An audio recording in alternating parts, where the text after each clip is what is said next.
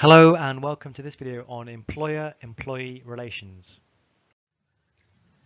So by the end of this video we should be able to explain why the objectives of businesses may come into conflict with the objectives of employees, differentiate between an individual approach and a collective approach to resolving conflict, and analyse the pros and cons of using collective bargaining to resolve disputes. Of course, good relationships between employers, the owners or the managers, and employees, the basic workers within the business, are very important. Happy managers and happy workers make for a motivated and productive workforce and a successful business overall. But sometimes the relationships between employers and employees can deteriorate, and typically over issues such as pay and working conditions. For example, in the top left, teachers may complain that they don't get paid enough. The introduction of 0 hours contracts by many companies has been a point of conflict for many workers in recent years. Being overworked, working too many hours a week like this doctor in the bottom left, might be another complaint. Also, the increased use of robotics and automation for many businesses have left some workers demotivated and sometimes unemployed.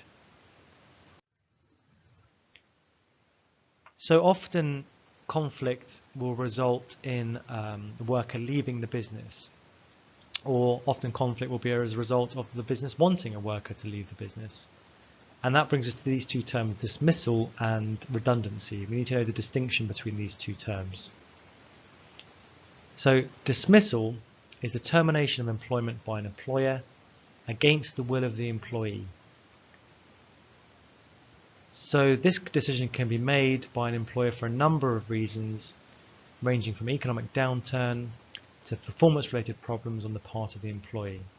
If you're dismissed, normally there is no further pay.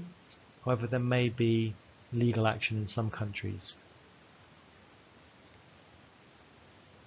Redundancy is when the employment is terminated for business reasons. So maybe the business is trying to reduce the size of its workforce, or maybe there is no longer any work for that particular worker to do. In UK law, this is specifically if the business is no longer work for that employee, or those needs have diminished. Normally, if you're made redundant, you get a compensation package.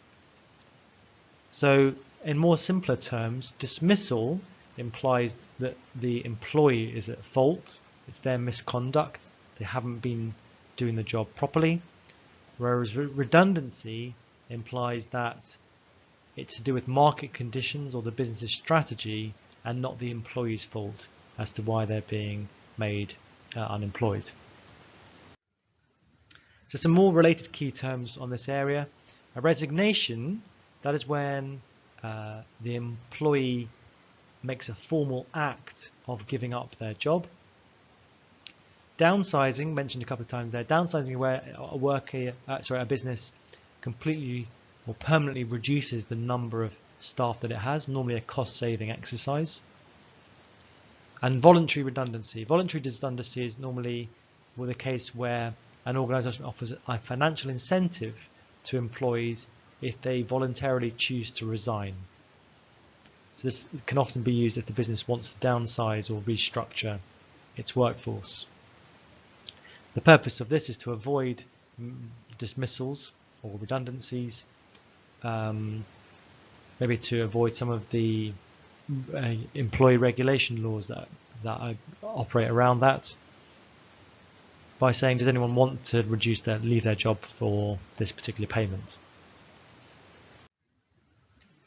So if there is conflict between an employer and an employee over pay or working conditions, how can they go about resolving this conflict? Well, there are two broad approaches. The first is the individual approach, and that's when the single worker negotiates their pay and working conditions with the management, and that's done on an individual case-by-case basis.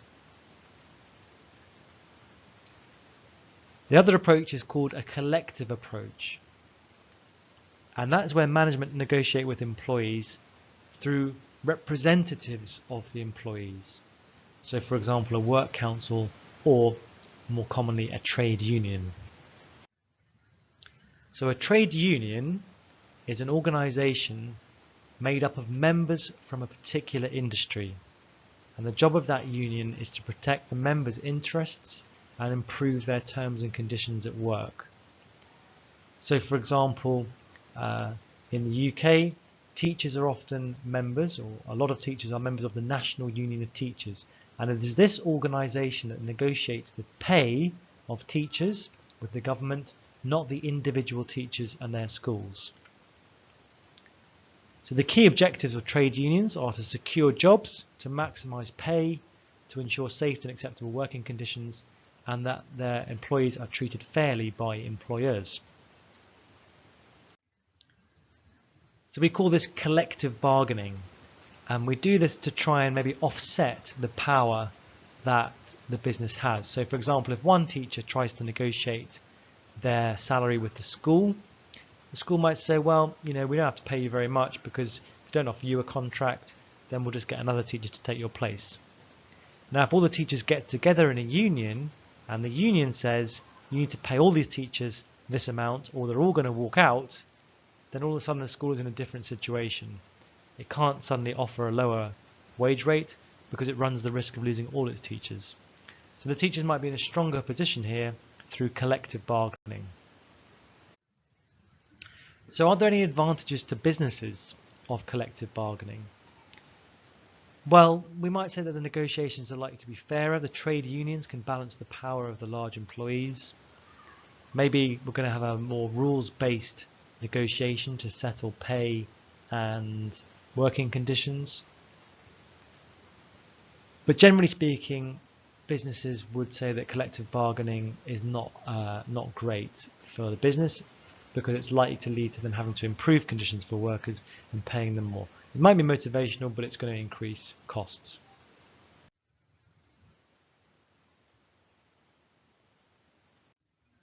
Any disadvantages to businesses of collective bargaining? Well, negotiations can be lengthy and therefore expensive. Unions might not accurately represent the views of all members. And a failure to reach an agreement can lead to what's known as industrial action. So that might be when the workers, the teachers perhaps, might say, well, if we haven't reached an agreement on what you're going to pay or the conditions, we're not going to turn up. We're going to go on strike. It means we don't get paid, but also it means there's a problem for the school in terms of not having staff to perform the work. A couple of examples here of news stories. On the left-hand side, British Airways cabin crew were negotiating their pay through a work council or a trade union, and they weren't happy with the offer, so they decided to take industrial action. They decided to walk out of British Airways for 48 hours. They wouldn't get paid, but they wouldn't work either. So that would have serious implications for British Airways. They couldn't operate any flights, and this would force British Airways maybe to try and improve the working conditions. On the right-hand side, this is a comment here from the Prime Minister Theresa May in the UK saying that 100,000 days of work have been lost due to industrial action, and that some trade unions had contempt for passengers. And this is in relation to some rail workers who were going on strike, and so the trains weren't running. And she was saying, well, they're showing contempt for passengers because the trains have been stopped while they protest about working pay and conditions.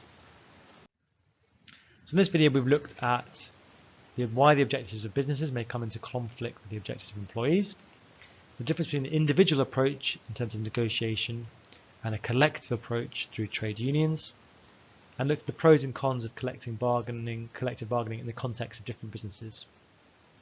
That's it. Thanks very much for listening.